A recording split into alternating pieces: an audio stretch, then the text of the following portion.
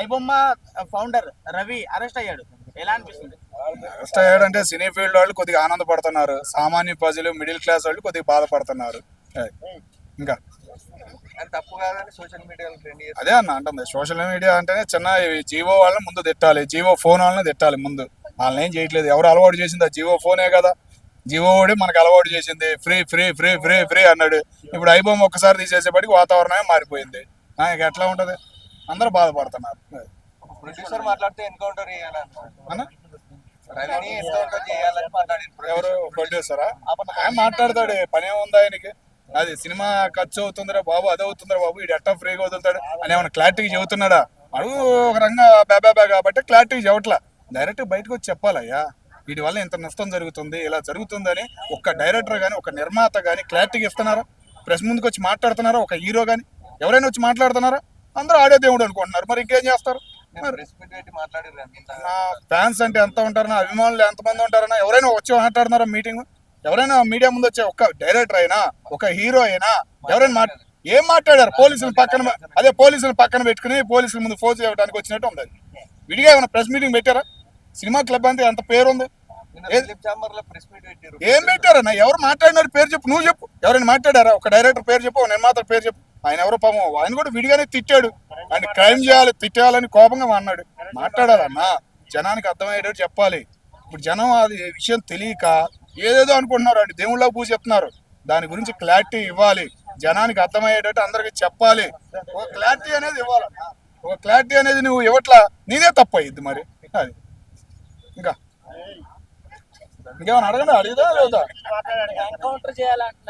అన్న? అది ఎన్కౌంటర్ మాటలు అనకూడదు అన్న. నీకు సినిమా తెస్తున్నావు, ఎంత ఖర్చు అవుతుంది, ఆడు ఫ్రీగా పంపించడం వల్ల ఎంత నష్టం నాకు జరుగుతుంది అని ఒక డైరెక్టర్ చెబుతున్నాడా?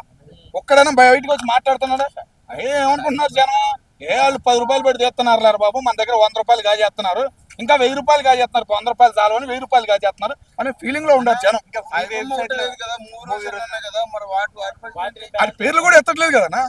నువ్వు అడుగుతున్నావు సోషల్ మీడియాలో, మా అలాంటి వాళ్ళు చదివి ఇంకా వ్యాపులు ఉంటాయి కదా, వాటి మీద ఏందని అడుగుతున్నావు. కానీ ఒక డైరెక్టర్ కానీ ఒక నిర్మాత కానీ ఆ రోజు పోలీసుల ముందు మాట్లాడినట్టు విడిగా వచ్చి ప్రెస్ మీటింగ్ ఎందుకు పెడతలేదు?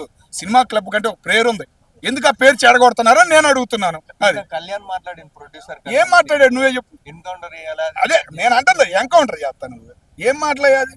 అది ఎందుకు చేసాడు? సినిమాకి ఎంత కష్టం జరుగుతుంది, ఎంత జరుగుతుందో జనానికి తెలిసేటాడు ఒక మాట చెప్పాడు. ఆయన వివరంగా ఏమైనా చెప్పాడా? ఆడు శివాజీ కూడా పొగిడాడు ఆయన వేరే దానికి ఉపయోగించుకుంటే బాగుండేది అన్నాడు. కానీ సినీ ఫీల్డ్ గురించి చెప్పాలయ్యా, సినిమా వాళ్ళ కష్టాలు చెప్పాలి. ఈ మూమెంట్ లో ఆ ఐబొమ్మ వల్ల ఎంత దెబ్బ పడుతుంది. 100 రోజులు ఆడే సినిమా 10 రోజులకే పోతుందిరా నాయన, ఓటీటీకి అమ్ముకోవాల్సి వస్తుందిరా నాయన దీనివల్ల అని ఒక మాట చెప్పాలి. క్లారిటీగా అర్థమయ్యేటట్టు జనానికి చెబితే ఒక అవగాహన వచ్చింది. ఆయన పొగడకుండా ఉంటారు. ఆడు తెలుగోడు అని చెప్పేసి మన తెలుగు వాళ్ళే ఆడి అమ్మ ఇంకా గర్వంగా చెప్పుకుంటున్నారు తెలుసా నీకు? ఆడు తెలుగోడు ఆంధ్రవాడు అని చెప్పేసి మా ఫ్రెండ్స్ అంతా, అరే ఆడు మనోడేనాడరా, ఎక్కడెక్కడ ఉన్నోళ్ళు, అమెరికా వాళ్ళు, లండన్ వాళ్ళు, ఇప్పుడు మనోడేనాడు కదా.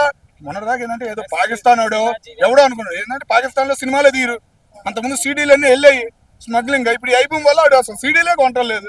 మరి సినిమా హాల్లో కూడా ఐబొమ్మలు వేస్తున్నాడు వాడు, పాకిస్తాన్ సినిమా హాల్లో కూడా ఐబొమ్మలు వేస్తున్నాడు. మరి ఎంత ఉంటుంది? ఆడికి వచ్చిన ఆదాయం కూడా నాకు తెలిసి పాకిస్తాన్ నుంచే వచ్చింది తప్ప విడిగా ఏమి ఆడికి ఆదాయం రాలా పాపం వాడికి. అది ఇంకా ఓకే. అయితే ఇప్పుడు శివాజీ గారు కొన్ని కామెంట్స్ చేశారు కదా, ఇలాంటి వాడిని వాడుకోవాలని, వాటి గురించి కరెక్టే అన్న. పోలీసులు కూడా మంచిగానే లాగుతున్నారు, వాడి దగ్గర నుంచి లాజికల్ గా లాగుతున్నారు. కోర్టు కూడా స్పందించింది, 5 రోజులు కస్టడీకి ఇచ్చింది. మన హైదరాబాద్ డిఎస్పీ గారికి, హైదరాబాద్ పోలీసులకి చాలా మంచి పేరు రాబోతుంది. అతని దగ్గర నుంచి చాలా డేటా అంతా లాగుతారు. ఏంటంటే ఒక మెయిల్, ఒక ఫోన్ నెంబర్ ఉంటే ఓ మనిషి జీవితం అవుట్ అనే ఫీలింగ్ కలిగిందన్న. ఆ డేటా మొత్తం తీస్తారు. ఒక సినిమాకే కాదు ఇది దెబ్బ, మిగతా వాటి మీద దెబ్బ ఉంది కాబట్టి పోలీసులు ఇంట్రెస్ట్ చూపుతున్నారు, వాటిని బయటికి తీస్తున్నారు. సినిమా వాళ్ళకి ఎటువంటి ఇబ్బంది లేదని అర్థమవుతుంది. మనం బాధపడతాం తప్ప సినిమా వాళ్ళు ఎవరు మాట్లాడతలా, అరే బాబు నాకు ఇంత లాస్ అవుతుందిరా బాబు అని ఎవడు చెప్పట్లేదు కదా. ఏం ఆగదన్నా, ఇంకోటి ఎవడో పుట్టుకొస్తాడు. దానికి పరిష్కారం అంటే జియో కూడా ఆఫర్లు ఆపేయాలి, ఐఫోన్లలో మళ్ళీ చిన్న ఫోన్లు అవ్వాలి, అంతేగా. అదే కదా ఇప్పుడు తీస్తుంది. నిన్న 20 కోట్లు అన్నారు, మళ్ళీ 300 కోట్లు అంటున్నారు. మళ్ళీ ఇంకా ఎంత తేలుతాయి 5 రోజుల్లో? 15 రోజులు ఇస్తారనుకున్నారు కస్టడీ, 5 రోజులే ఇచ్చారు కోర్టు. మరి ఏం జరిగిందో ఆడ కూడా క్లారిటీ లేదు. పోలీసులు కూడా ఏమీ స్పందించలేదు, ఏం మీటింగ్ పెట్టలేదు కోర్టు దగ్గర కూడా, కామ్గా తీసుకెళ్లిపోయారు. ఏదైనా కానీ ఇంకా మంచిగా వాడుకుంటారు అతన్ని. అతను ఏమి ఇబ్బంది పెట్టరు, ఏంటంటే చెప్పేస్తున్నాడు అదేం హింసించేలాగా నాది అదేం చవట్లే. ఆయన మొత్తం ఏది అడిగితే వీళ్ళు అడగడానికి వీళ్ళ దగ్గర క్వశ్చన్ లేదు అనే ఫీలింగ్ కలుగుతుంది ఆయన మొహం చూస్తుంటే. అది